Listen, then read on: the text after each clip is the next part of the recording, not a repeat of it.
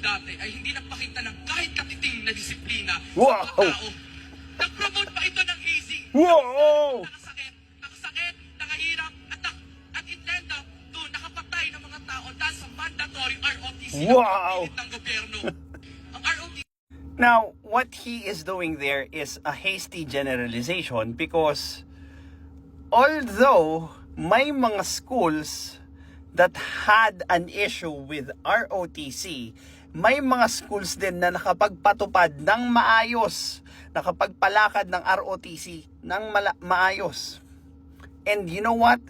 You would hear from their students that natuto sila, naging disiplinado sila, and yung mga learnings na yon nagagamit nila either in case of emergency, na magkaroon ng giyera, or even for simple discipline.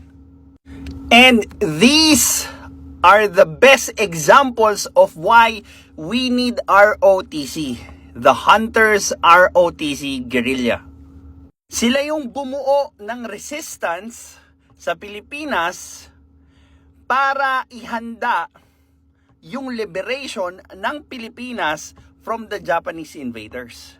Sila yung nag-ayos or tumulong mag-ayos ng landings ng mga Amerikano, and sila yung gumagawa ng ibang tactical raids para pahinain yung puwersa ng mga Hapon. Now, kung nag-research ka lang kung ano yung importance or ano yung history ng ROTC sa Pilipinas, you would know these great guys. Well, this is Pinoy Extreme. Have a good day. This is Pinoy Extreme.